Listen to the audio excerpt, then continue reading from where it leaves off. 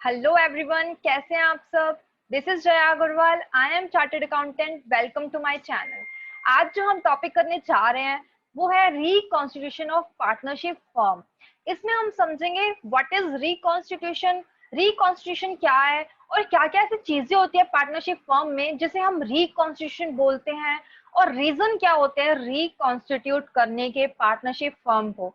बड़ा interesting topic है ये एक छोटा सा पार्ट है जो आपके सारे चैप्टर्स में कवर होगा। सारे पार्टनरशिप के गो थ्रू ये पूरे सभी चैप्टर्स में कवर होगा, तो बड़े ध्यान से सुनिएगा, बहुत ही इंटरेस्टिंग है, बड़ा मजा आने वाला है, अच्छे से सुनिएगा। चलिए,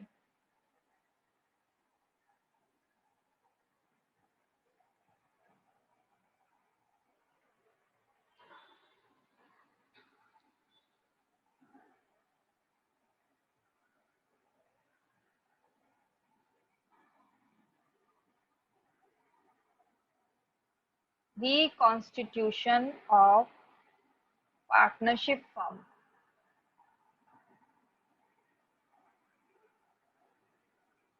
तो आपने पार्टनरशिप में समझा था पार्टनरशिप क्या होती है। What is partnership?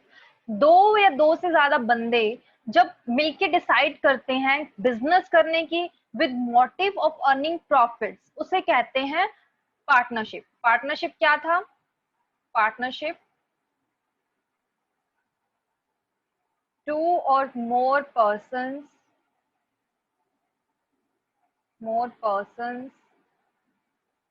join together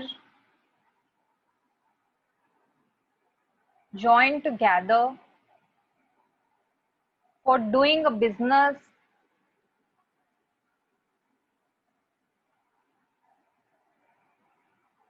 with motive of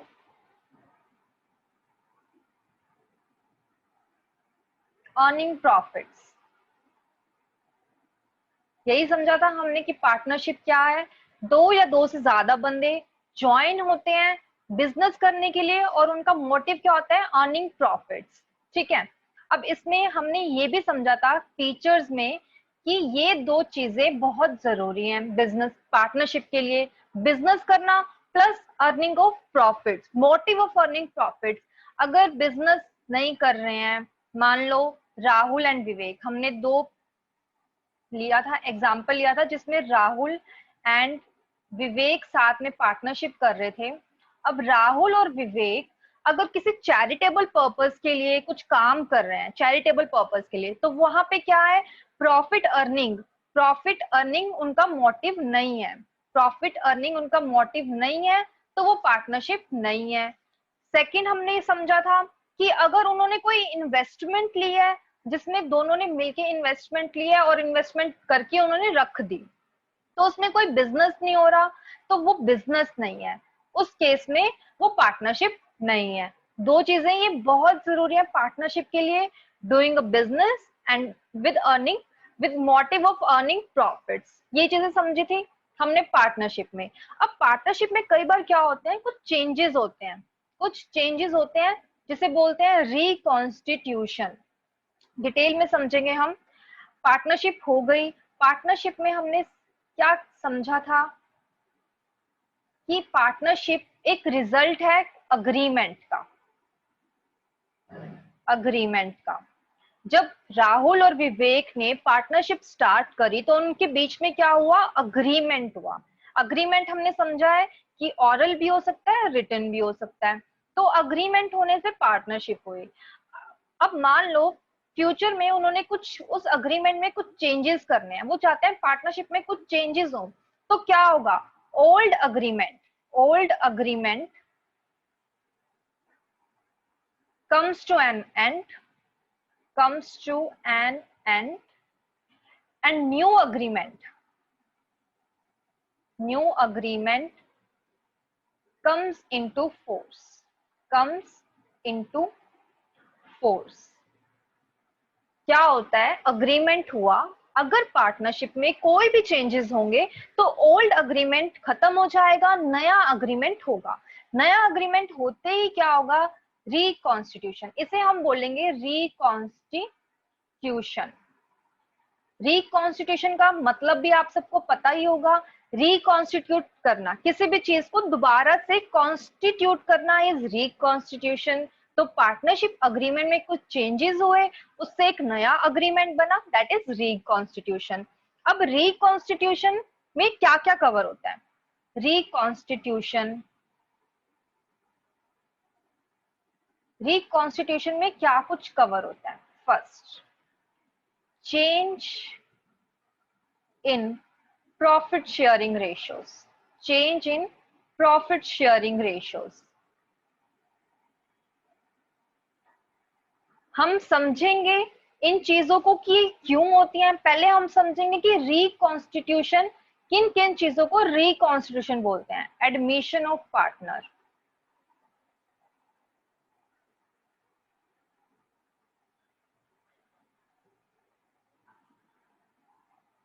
retirement of partner,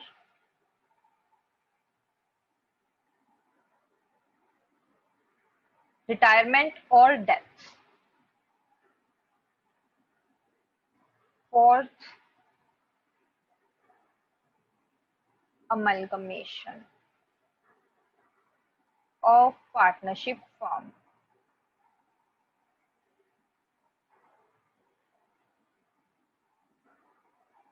so reconstitution में क्या कुछ होता है? Change in profit sharing ratio. Change in profit sharing, जैसे कि हमने समझा राहुल और विवेक दो पार्टनर्स हैं, उनका रेशियो जो प्रॉफिट शेयरिंग रेशियो है वो है 1:1। क्या है? 1:1 उनका प्रॉफिट शेयरिंग रेशियो है। अब फ्यूचर में हो सकता है ये चेंज हो जाए, तो उससे क्या होगा? Reconstitution of partnership firm. Admission of partner, मान लो राहुल एंड विवेक दो बंदे हैं जो पार्टनरशिप कर रहे हैं।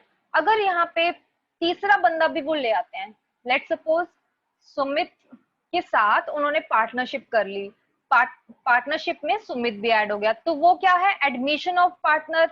इससे भी क्या होगा? पुराना अग्रीमेंट खत्म होगा, नया अग्रीमेंट बनेगा। ये भी क्या है? Reconstitution of partnership firm. Same retirement और डेथ, अगर एक पार्टनर की डेथ हो जाती है, अगर एक पार्टनर की, राहुल विवेक सुमित तीन पार्टनर्स हैं, तीनों में से या तो कोई बिजनेस को छोड़ के चला गया, पार्टनरशिप फर्म को छोड़ के चला गया, कुछ भी रीजंस हो सकते हैं उसके, उसको भी हम डिटेल में करेंगे। अभी हम समझ रहे हैं कि अगर कोई बंदा पार्टनरशिप फर्म को छोड़कर चला जाता है या फिर किसी पर्सन की डेथ हो जाती है, तीनों में से जितने भी पार्टनर्स हैं उनमें से किसी की डेथ हो जाती है, तो वो उससे भी क्या होता है?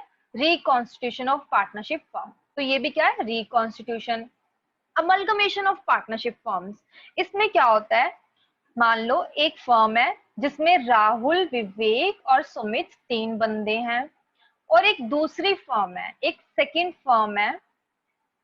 फर्म है जिसमें ए बी और सी ये तीन बंदे हैं। ठीक है, इन दोनों फर्म्स ने क्या सोचा? हम दोनों मिलकर काम करेंगे, हम दोनों मिलकर काम करेंगे। लेट सपोज जैसे कि आइडिया एंड वोडाफोन, आइडिया एक अलग कंपनी है, वो एक कंपनी है, हम जस्ट एग्जांपल ले रहे हैं। आइडिया और वोडाफोन अगर वो मिलकर काम करते हैं, जब वो मिलकर काम करते हैं उसे बोलते हैं अमेलगमेशन। तो अमेलगमेशन में इसमें क्या हम ले रहे हैं कि राहुल विवेक सुमित की अलग पार्टनरशिप है, एबीसी की अलग पार्टनरशिप है, दोनों ने मिलकर डिसाइड किया कि हम एक साथ मिलकर बिजनेस करेंगे, उसे बोलते हैं अमलगमेशन ऑफ पार्टनरशिप, उसे बोलते हैं अमलगमेशन। तो इसमें भी क्या होगा? इसमें भी पुराना वाला एग्रीमेंट खत्म हो जाएगा, नया अग्रीमेंट स्टार्ट होगा, तो उसे भी बोलते हैं रिकॉन्स्टिट्यूशन ऑफ पार्टनरशिप फर्म। तो ये कुछ पॉइंट है, जब भी ये चीजें होती हैं, ये चार चीजें जब भी होती हैं, इसे बोलते हैं हम रिकॉन्स्टिट्यूशन ऑफ पार्टनरशिप फर्म। तो हमने क्या समझा रिकॉन्स्टिट्यूशन में? कि एक पुराना अग्रीमेंट जब उसमें कुछ चेंजेस होते हैं तो नया agreement comes into force, means नया अग्रीमेंट अब जो भी होगा नए अग्रीमेंट के अकॉर्डिंग होगा, जो भी चीजें फॉलो होंगी पार्टनरशिप में वो नए अग्रीमेंट के अकॉर्डिंग फॉलो होंगी, तो एक नया अग्रीमेंट बनता है, उसे बोलते हैं रिकॉन्स्टिट्यूशन। अब रिकॉन्स्टिट्यूशन यही चार चीजें होती हैं तो उसे बोलते हैं reconstitution. Let suppose change in profit sharing ratio हुआ तो उसे बोलेंगे रिकॉन्स्टिट्यूशन। अगर एडमिशन ऑफ पार्टनर हुआ उसे बोलेंगे रिकॉन्स्टिट्यूशन। थर्ड है रिटायरमेंट ऑफ पार्टनर, उसे भी बोलेंगे रिकॉन्स्टिट्यूशन, और अमलगमेशन होता है तो वो भी है रिकॉन्स्टिट्यूशन। अब इन चारों के ऊपर आपके पास अलग अलग चैप्टर है, मतलब इसमें अमलगमेशन की जगह डिसोल्यूशन आ जाएगा उसमें। तो change in profit sharing ratio पे भी हमारा एक चैप्टर है, एडमिशन पे भी एक हमारा चैप्टर है, और रिटायरमेंट पे भी हमारा एक चैप्टर है। अगर आप फर्स्ट टू चैप्टर्स बहुत अच्छे से समझ लेते हैं तो एडमिशन और रिटायरमेंट तो बस उसका एक एक्सटेंशन है, बहुत ही इजी, बहुत ही इंटरेस्टिंग चैप्टर्स हैं ये। अब हम समझेंगे कि change in profit change in profit sharing ratios,